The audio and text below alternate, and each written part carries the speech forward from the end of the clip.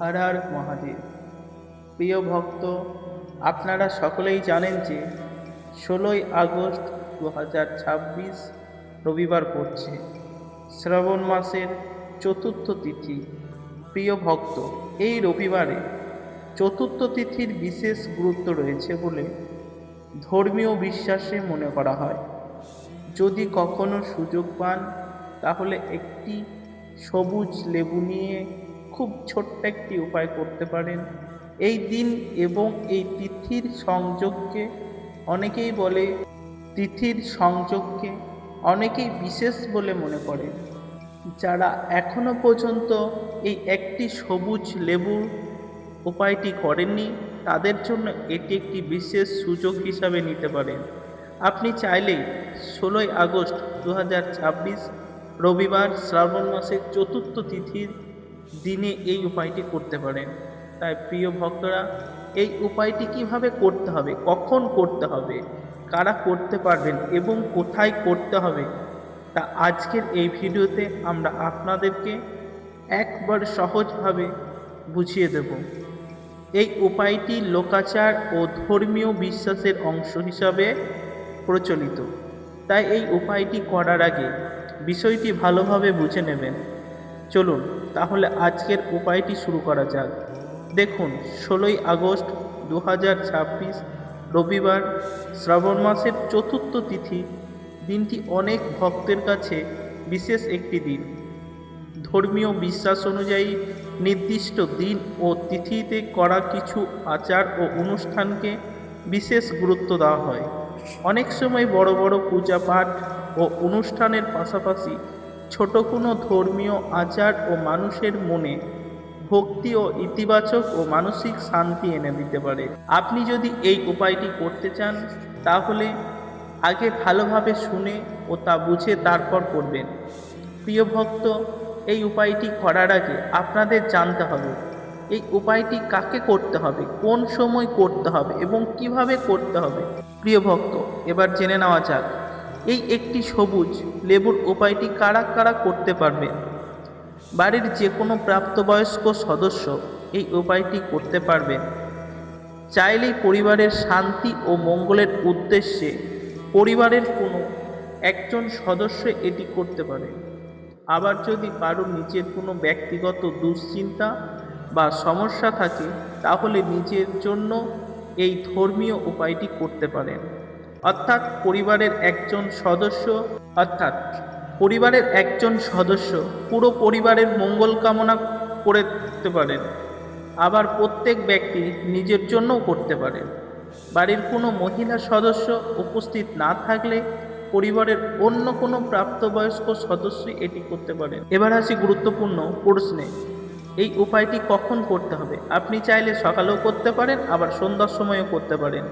তবে সকালে যত তাড়াতাড়ি সম্ভব করাই ভালো বলে মনে করা হয়, কারণ দেরি হয়ে গেলে সকাল 10টা বা 11টার মধ্যেও করতে পারেন। তবে আপনার স্থানীয় পূজার সময় ও তিথির সময় বিবেচনা করাই ভালো। আর সন্ধ্যার সময় করতে চাইলে সন্ধ্যার প্রদোষকালকে অনেকেই শুভ বলে মনে করেন। প্রদোষকালের সঠিক সময় স্থান ভেদে পরিবর্তিত হয়, তাই আপনি আপনার এলাকার পঞ্জিকা অনুযায়ী সময় দেখে নেওয়াই ভালো। প্রিয় ভক্ত, ধর্মীয় বিশ্বাস অনুযায়ী নির্দিষ্ট তিথিতে কোনো আচার পালন করলে তার প্রতি ভক্তি ও মনোযোগ আরও গভীর হয়। আজকের এই ভিডিওতে আমরা আপনাকে 3টি বিশেষ উপায়ের কথা বলবো। তার মধ্যে প্রথম উপায়টি হলো সবুজ লেবু দিয়ে করা এই উপায়। প্রথম উপায়, শত্রুতা ও নেতিবাচক থেকে দূর থাকার জন্য।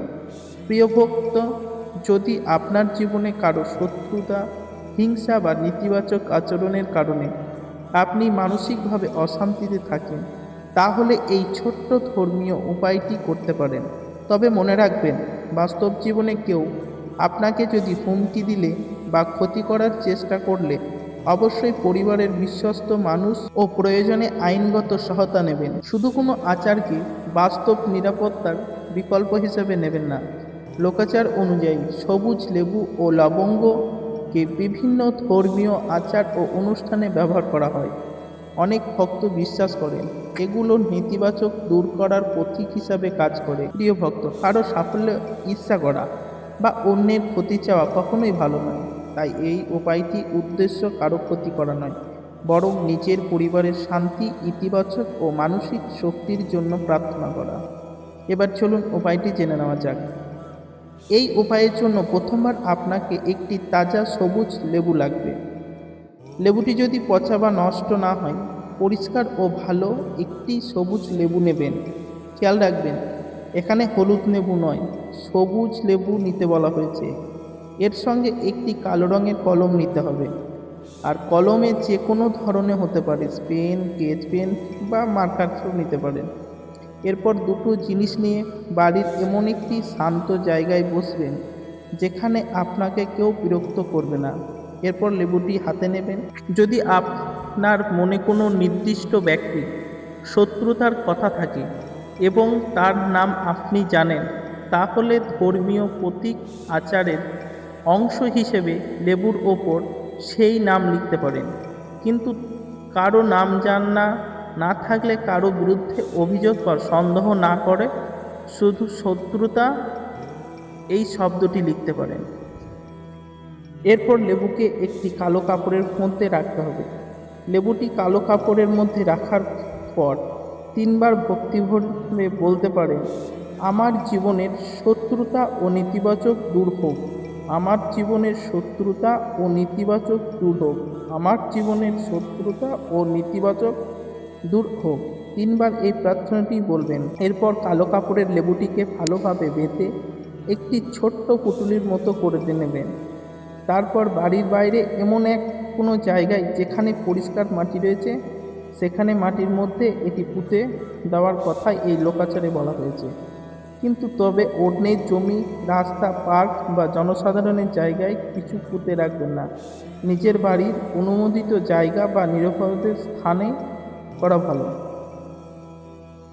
পুঁতে দেওয়ার পর মনে মনে ভগবান শিবের কাছে প্রার্থনা করুন, হে মহাদেব, আমার পরিবারকে শান্তি দিন, সকল নেতিবাচক থেকে রক্ষা করুন এবং আমাদের জীবনে সৎ শুভ ব্যক্তির প্রতিষ্ঠা করুন। এরপর সেখান থেকে চলে আসেন। এই উপায়ে মূল উদ্দেশ্য কাউকে ক্ষতি করা নয়, বরং নিজের ইতিবাচক কথা, ভগবান শিবের প্রতি ভক্তি প্রকাশ করা এবং পরিবারের শান্তির জন্য প্রার্থনা করা। প্রিয় ভক্ত, মনে রাখবেন, কোনো ব্যক্তি যদি আপনাকে বাস্তবে হুমকি দেয় বা হয়রানি করে বা ক্ষতি করার চেষ্টা করে, তাহলে শুধু এই উপায়ের ওপর নির্ভর না করে অবশ্যই পরিবারের বড়দের জানান এবং প্রয়োজনীয় ব্যবস্থা নিন। যদি আজকের এই ভিডিওটি আপনার ভালো লেগে থাকে তাহলে ভিডিওটিতে একটি লাইক করে দেবেন। আর আপনি যদি আমাদের চ্যানেলে নতুন হয়ে থাকেন তাহলে অবশ্যই এই চ্যানেলটিকে সাবস্ক্রাইব করে আমাদের পরিবারের একজন সদস্য হয়ে যান। কমেন্ট বক্সে ভক্তি ভরে লিখুন, হর হর মহাদেব, ওম নমঃ শিবায়। আপনার এই ছোট্ট মন্তব্য হয়তো অন্য একজন শিব ভক্তের মনে ভক্তির আলো জ্বালিয়ে দিতে পারে। ভিডিওটি আপনার কোনো পরিচিত শিব ভক্তের ভালো লাগতে পারে বলে মনে হলে তার সঙ্গে ভিডিওটি শেয়ার করতে পারেন। মহাদেবের কৃপা সকলের উপর বর্ষিত হোক। আপনার ঘরে আসুক শান্তি, আপনার মনে আসুক সাহস, আপনার জীবনে আসুক শুভ শক্তি এবং মঙ্গল। এই প্রার্থনা নিয়ে আজকের ভিডিও থেকে আমি বিদায় নিচ্ছি। আবারও বলছি, হর হর মহাদেব, ওম নমঃ শিবায়, জয় বাবা ভোলানাথ। আপনারা সবাই ভালো থাকুন, সুস্থ থাকুন, পরিবারের সঙ্গে আনন্দ থাকুক। মহাদেব সকলের মঙ্গল করুন। নমস্কার।